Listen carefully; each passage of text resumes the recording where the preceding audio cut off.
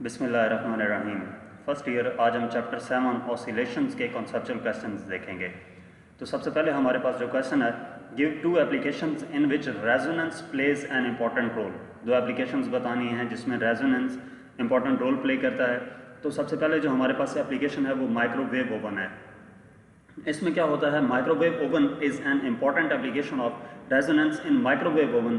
The microwave with the frequency similar to the natural frequency of vibrations of water molecules और fat molecules of the food are used.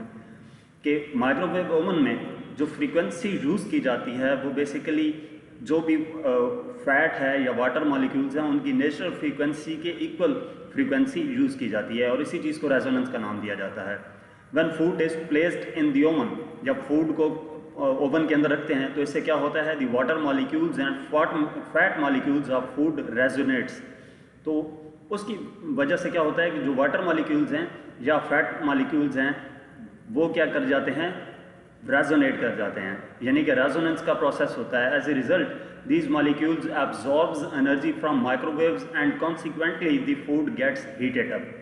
तो उसके नतीजे में जो microwave oven के अंदर जो माइक्रोवेव्स होती हैं उनकी एनर्जी यूज़ करके उस फूड वो एनर्जी यूज़ करता है और वो फूड हीट अप हो जाता है। दूसरी जो हमारे पास एग्जांपल है वो रेडियो रिसीवर की है। Tuning of radio is another important application of resonance. When we turn the knob of a radio to tune a station we are changing the frequency of electrical circuit of the receiver to make it equal to the transmission frequency of radio station। यानी कि जब हम basically frequency change कर रहे होते हैं, यहाँ से चैनल चेंज कर रहे होते हैं इस बटन को घुमाकर, रेडियो के बटन को घुमाकर, तो उसकी मदद से हम क्या कर रहे होते हैं कि जो रेडियो की फ्रीक्वेंसी है उसको हम नेचुरल फ्रीक्वेंसी के इक्वल कर रहे होते हैं। यानी कि जो फ्रीक्वेंसी है, फ्रीक्वेंसी जो है इस रेडियो की वो हम उस रेडियो स्टेशन की फ्रीक्वेंसी के इक्वल कर रहे होते हैं। दोनों फ्रीक्वेंसीज को हम मैच कर देते हैं। उसकी वजह से क्या होता है कि हमें वो मतलूबा चैनल, जो चैनल हम सिलेक्ट करते हैं, बेसिकली उस चैनल की फ्रीक्वेंसी उस रेडियो स्टेशन के साथ मिल जाती है जहाँ से वो प्रोग्राम नशर हो रहा होता है। तो हमें रेडियो पर वही चीज़ सुनाई देती है। When the two frequencies match each other, maximum absorption of energy takes place and thus we hear the concerned station very clearly। तो बेसिकली जब हम इसकी मदद से बात वही है कि हम अपने रेडियो की जो फ्रीक्वेंसी है वो उस फ्रीक्वेंसी के मुताबिक कर लेते हैं, उस फ्रीक्वेंसी की इक्वल ले आते हैं जिस फ्रीक्वेंसी पे वो प्रोग्राम नशर हो रहा होता है। जैसे हम FM 96 की बात करें तो हम अपने मोबाइल से जब FM 96 सिलेक्ट करते हैं तो वो फ्रीक्वेंसी मैच कर जाती है उस FM 96 की ट्रांसमिशन लाइन से, यानी कि जहाँ से वो ट्रांसमिट हो रहा होता है दोनों की फ्रीक्वेंसी इक्वल हो जाती है तो हमें FM 96 के प्रोग्राम सुनाई देते हैं। तो हमने जो भी चैनल सेलेक्ट करना होता है बेसिकली अपने मोबाइल से या अपने रेडियो से हम वो फ्रीक्वेंसी सेट कर लेते हैं। इसके बाद दूसरा क्वेश्चन है, What happens to the time period of a simple pendulum if its length is doubled? अगर हम लेंथ डबल कर लें तो टाइम पीरियड पे क्या इफेक्ट पड़ेगा? तो इसको हम देखते हैं बेसिकली फार्मूले में। जो फार्मूला हमें टाइम पीरियड का गिवन है T = 2π√L/G। तो हमें ये कहा गया है कि अगर लेंथ डबल कर लें तो टाइम पीरियड पे क्या इफेक्ट पड़ेगा, तो हम इसमें L को 2L कर देंगे। तो ये हमारे पास T प्राइम इक्वल आ जाएगा 2π × 2L/G। L की जगह पर 2L कर दिया क्योंकि उन्होंने कहा था कि लेंथ को डबल कर दिया जाए तो टाइम पीरियड पे क्या इफेक्ट पड़ेगा। इसको सिंप्लीफाई करते हैं, यहाँ से ये √2 बाहर आ जाएगा, बाकी √L/G रह जाता है और 2π एज इट इज़ यहाँ पर मौजूद है। इस इक्वेशन में से √2 को पहले लिख लेते हैं तो T प्राइम 2π √2 यानी कि ये √2 बाहर लिख लिया हमने और बाकी क्या रह गया 2π √L/G। तो ये 2π √L/G हमारे पास किसकी इक्वल था, T के इक्वल था। तो T प्राइम इक्वल आ जाता है √2T के, यानी कि T प्राइम इक्वल होगा 1.41T के। इसके बाद हमारे पास थर्ड इसका कॉन्सेप्चुअल क्वेश्चन है, what will be the frequency of a simple pendulum if its length is 1 metre. Frequency क्या होगी सिंपल पेंडुलम की अगर उसकी लेंथ 1 मीटर हो। तो time period of a simple pendulum is T = 2π √L/G। अब उसने ये कहा है कि फ्रीक्वेंसी क्या होगी अगर हम लेंथ 1 मीटर कर दें। तो हम पहले हमारे पास जो टाइम पीरियड का फार्मूला है वो पुट किया, उसके बाद हमारे पास जो फ्रीक्वेंसी है वो 1/t की इक्वल होती है। तो 1/t यानी कि फ्रीक्वेंसी क्या आ जाएगी, 1/2π√L/g, यानी कि 1/2π√g/L हो जाएगा। तो इसमें जब हम जो हमें क्वेश्चन में गिवन है कि लेंथ 1 मीटर है, वो हम L की जगह पर 1 पुट कर देते हैं, तो 1/2π√g/1 आ जाता है, यानी कि 1/2 × पाई की वैल्यू 3.14 और g की वैल्यू 9.8 आ जाती है। इसको हम सिंप्लीफाई करते हैं तो फ्रीक्वेंसी 0.5 हर्ट्ज आ जाती है। इसके बाद क्वेश्चन नंबर 4 है, give one practical example each of free and force oscillation. Practical example बतानी है फ्री ऑसिलेशन की और फोर्स ऑसिलेशन की। तो फ्री ऑसिलेशन हमारे पास कब होती है, example of free oscillation, oscillation of a simple pendulum is a good example of free oscillation. कि सिंपल पेंडुलम की जो एग्जांपल है वो हमारे पास एक गुड एग्जांपल है किस चीज़ की, सिंपल पेंडुलम की। When A simple pendulum is set into oscillation it vibrates with its own natural frequency. ये आप डायग्राम में देख भी सकते हैं कि जब सिंपल पेंडुलम को हम फ्रीली एक एक्सट्रीम पोजीशन तक ले जाकर छोड़ देते हैं तो वो अपनी नेचुरल फ्रीक्वेंसी के साथ मूव करने लग जाता है। अच्छा, इसके बाद जो हमारे पास दूसरी एग्जांपल है फोर्स ऑसिलेशन के लिए, example of force oscillation, if a child is swinging in a swing and someone is continuously providing pushes to the swing, then pushes will make swing swinging. कि एक चाइल्ड है और वो swing के ऊपर बैठा है, झूले के ऊपर बैठा है, और एक बंदा पीछे खड़ा होकर बार बार उसको पुश कर रहा है, तो वो बेसिकली उसके ऊपर फोर्स अप्लाई कर रहा है, यानी कि ये जो हमारे पास ऑसिलेशंस होंगी ये फोर्स्ड ऑसिलेशन होंगी। तो इस फोर्स्ड ऑसिलेशन की वजह से ये जो एग्जांपल है जिसमें जो बच्चा झूले के ऊपर बैठ के झूले ले रहा है, तो ये बेसिकली किस चीज़ की एग्जांपल है, फोर्स्ड ऑसिलेशन की एग्जांपल है।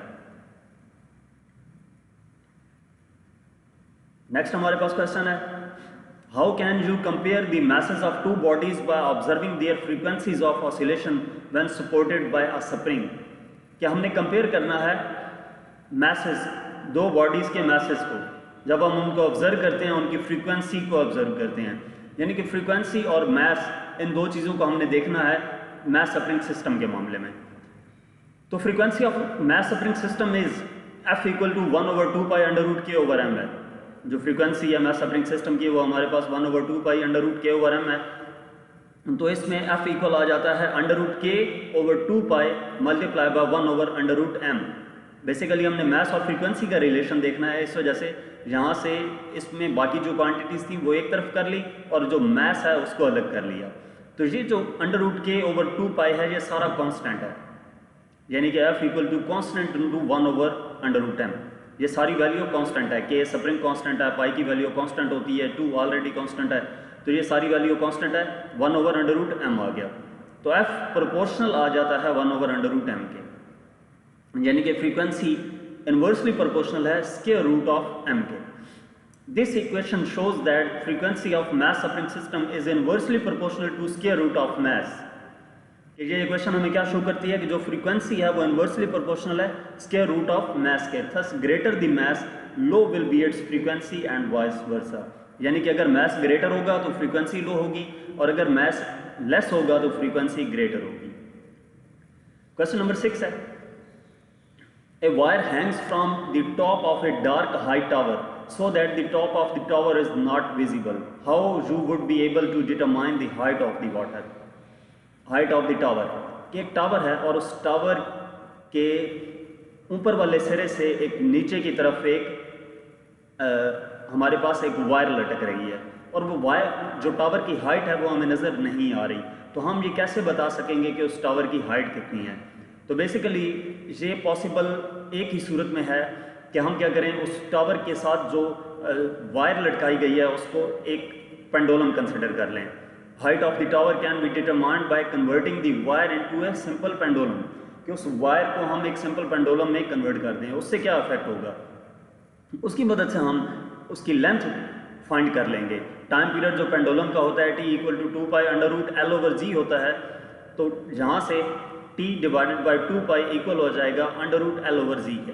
हमें लेंथ चाहिए तो T² / 4π² इक्वल हो जाएगा √L/g होल स्क्वायर। यानी कि t² bye 4π² equal to L/g। तो यहाँ से L इक्वल आ जाता है g(t²) ओवर 4π² के, यानी कि हमें g टाइम पीरियड और पाई की वैल्यू मालूम हो तो हम लेंथ फाइंड कर लेंगे by putting the values of g and t। L is determined. तो यूं हम उस टावर की लेंथ बता सकते हैं कि कितनी है। क्वेश्चन नंबर 7 है, why is SHM the acceleration, why in SHM the acceleration is 0 when the velocity is greatest। कि सिंपल हार्मोनिक मोशन में एक्सेलरेशन 0 क्यों होता है जब वेलोसिटी ज़्यादा हो तो, ग्रेटेस्ट हो तो बेसिकली हम इसके इक्वेशंस की मदद से देखते हैं कि एक्सेलरेशन जो हमारे पास है सिंपल हार्मोनिक मोशन का a इक्वल टू -ω² x के इक्वल होता है। इसको इक्वेशन 1 का नाम दे दिया। और इसके बाद जो वेलोसिटी होती है वो हमारे पास v equal to ω√x0² -x² होती है। इसको इक्वेशन 2 का नाम दे दिया। अब हम क्या करते हैं, मीन पोजीशन पे चेक करते हैं। x 0 पुट करेंगे इक्वेशन 1 और इक्वेशन 2 में, ताकि हमारे पास हम ये देख सकें कि एक्सेलरेशन वहाँ पे कितना है और वेलोसिटी कितनी आती है। तो हम इक्वेशन 1 में x 0 पुट करते हैं तो ये सारी वैल्यू 0 हो जाती है, और इक्वेशन 2 में हम x की जगह पर 0 पुट करते हैं तो ये हमारे पास ω(x0) आ जाता है, यानी कि मैक्सिमम वैल्यू आएगी। तो यही क्वेश्चन पूछा गया था कि एक्सेलरेशन 0 होता है तो वेलोसिटी क्यों ग्रेटर होती है। तो हमने इसको एक मैथमेटिकली प्रूव कर दिया है कि बेसिकली हम इक्वेशंस के अंदर जब डिस्टेंस जो है उसको 0 पुट करते हैं, x को 0 पुट करते हैं, मीन पोजीशन पे चेक करते हैं तो एक्सेलरेशन वहाँ पर 0 आता है और वेलोसिटी मैक्सिमम आती है। Thus we conclude that acceleration is 0 while velocity is maximum. इसके बाद क्वेश्चन नंबर 8 है, what is the total distance covered by a simple harmonic oscillator in a time equal to its period? The amplitude of oscillation is a। Total distance covered by a simple harmonic oscillator. Simple harmonic oscillator total कितना distance cover करेगा in a time equal to its period, यानी कि कितना time लगाएगा time period की equal जब time हो। और ऑसिलेशंस को ए का नाम दिया, ऑसिलेशंस का जो एम्पलीट्यूड है। Time period is defined as the time required to complete one periodic motion. जो टाइम पीरियड होता है वो क्या होता है कि वो टाइम है कि वो जो पेंडुलम है वो एक कंप्लीट वाइब्रेशन कितने टाइम में कंप्लीट करता है। तो in case of particle executing simple harmonic motion with amplitude A, suppose the particle starts from mean position O, goes to extreme position A on one side, then comes back to the mean position O and then goes to other extreme position B and then come back to mean position O। क्या हम start ये suppose करते हैं, यहाँ पर basically ABC लिखा गया है डायग्राम में कि ये जो है मीन पोजीशन जहाँ पर O है, ये A है और ये B है। तो ये यहाँ से अगर हम स्टार्ट लें तो O से A की तरफ जाता है, फिर A से O की तरफ, फिर O से B की तरफ और B से फिर O पे आता है। तो ये कंप्लीट इसकी एक रेवोल्यूशन कंप्लीट होगा। यहाँ से इस तरफ गया, यहाँ गया और फिर वापस। तो उन्होंने जो बताया था एम्पलीट्यूड A बताया था, लेकिन यानी कि यहाँ से यहाँ तक जाना A है, फिर वापस आया 2A हो गया, 3A हो गया और यहाँ तक पहुँचने में 4A टाइम लगाएगा। तो अगर हम इसको इक्वेशन की मदद से देखें तो टोटल डिस्टेंस कवर्ड इक्वल आ जाता है O to A plus A to O plus O to B plus B to A। तो एक हमारे पास A था तो ये एक टोटल आ जाएगा 4A। एम्पलीट्यूड गिवन है A था तो ये हमारे पास क्या आ जाता है 4A, यानी कि the particle covers a distance equal to 4A to complete one period. Particle जो डिस्टेंस कवर करता है वो किसकी इक्वल होगा, 4A के इक्वल होगा एक पीरियड कंप्लीट करने में। उसके बाद हमारे पास क्वेश्चन नंबर 9 है, what happens to the frequency of a simple pendulum as its oscillations die down from large amplitude to small. Frequency पे क्या इफेक्ट पड़ता है, सिंपल पेंडुलम की फ्रीक्वेंसी पे क्या इफेक्ट पड़ता है जब वो ऑसिलेट करती है from large amplitude to small, greater amplitude से स्मॉल एम्पलीट्यूड पे वो आ जाती है। तो यानी कि पहले उसका एम्पलीट्यूड ज़्यादा था, जब उसका एम्पलीट्यूड स्मॉल हो जाएगा तो उस वक्त फ्रीक्वेंसी पे क्या इफेक्ट पड़ेगा। The amplitude of oscillation gradually decreases in the case of damped oscillation. So the situation is in equation is of damped oscillation. Damped oscillations में क्या होता है कि जो एम्पलीट्यूड होता है वो ग्रेजुअली डिक्रीज करता है। तो इस वजह से ये जो क्वेश्चन पूछा गया है ये बेसिकली डैम्प्ड ऑसिलेशन की ही कंडीशन है। की सिचुएशन है। Now damping is caused by the resistance of air और any other medium, so the motion of oscillator. कि डैम्पिंग किस वजह से प्रोड्यूस होती है? एयर की रेजिस्टेंस या किसी भी और मीडियम की जो रेजिस्टेंस है उसकी वजह से डैम्पिंग प्रोड्यूस होती है। The oscillator does work against this resistance force and gradually its energy is decreases. जो ऑसिलेटर होता है वो वर्क करता है अगेंस्ट द रेजिस्टेंस फोर्स, तो इस वजह से जो उसकी एनर्जी होती है वो ग्रेजुअली डिक्रीज कर रही होती है। The resistive force not only decreases the amplitude of vibration but it also decreases the time period of oscillations. यानी कि जो resistive force है वो सिर्फ एम्पलीट्यूड को डिक्रीज नहीं करती बल्कि साथ साथ जो इंक्रीज करती है जो टाइम पीरियड होता है ऑसिलेशन का उसको। तो इसकी वजह से क्या होगा? Frequency and time period are inversely proportional, तो इंक्रीज जो टाइम पीरियड में होगा उसकी वजह से फ्रीक्वेंसी ऑसिलेशन की डिक्रीज कर जाएगी।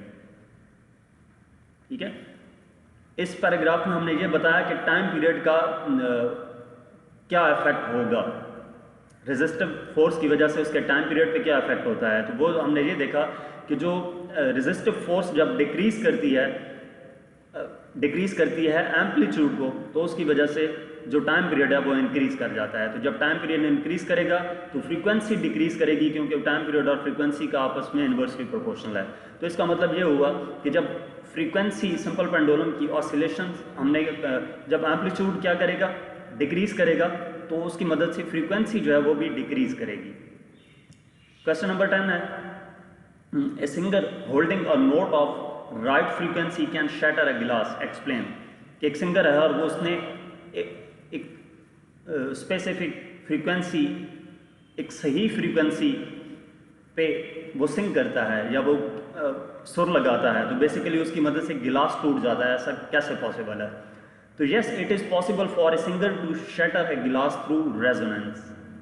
रेजोनेंस एक ऐसा प्रोसेस है जिसके ज़रिए से जो सिंगर है वो क्या कर सकता है? वो गिलास को तोड़ सकता है। लाइक एनी सॉलिड बॉडी, गिलास also has a natural frequency of vibration. किसी भी सॉलिड बॉडी की तरह जो गिलास है उसकी भी एक नेचुरल फ्रीक्वेंसी होगी। कोई भी सॉलिड बॉडी होती है तो हर एक ऑब्जेक्ट की अपनी एक नेचुरल फ्रीक्वेंसी होती है। जब हम ऐसी फ्रीक्वेंसी प्रोड्यूस करें कि उसकी फ्रीक्वेंसी उस ऑब्जेक्ट की नेचुरल फ्रीक्वेंसी की इक्वल आ जाए तो वो ऑब्जेक्ट टूट सकता है। तो यहाँ पर जो गिलास की फ्रीक्वेंसी थी उसकी इक्वल फ्रीक्वेंसी ले आते हैं। When a singer holds a note of a particular frequency which is equal to the natural frequency of glass, resonance occurs and it will vibrate with great amplitudes। तो हम ये देख भी सकते हैं कि जब सिंगर क्या करे कि एक सुर लगा रहा है और वो उसकी जो फ्रीक्वेंसी है जो वो गा रहा है उसकी फ्रीक्वेंसी इस गिलास की नेचुरल फ्रीक्वेंसी के साथ मैच कर जाए, तो उसकी वजह से क्या होगा कि ये गिलास टूट जाएगा। अब बेशक YouTube पे वीडियो भी सर्च कर सकते हैं जिसमें आपको ये रेजोनेंस प्रॉपर वीडियो में दिखाया गया होगा कि कैसे ये गिलास टूट जाता है। एज ए रिजल्ट द गिलास may be blown apart in pieces. तो इसका रिजल्ट क्या निकलेगा कि ये गिलास जो है उस रेजोनेंस के प्रोसेस की वजह से पीसेस में टूट जाता है। जहाँ तक हमारे इस चैप्टर के जो कॉन्सेप्चुअल क्वेश्चंस थे वो थे। मज़ीद कोई भी टॉपिक, कोई भी क्वेश्चन या न्यूमेरिकल्स देखने के लिए आप मेरा YouTube चैनल देख सकते हैं।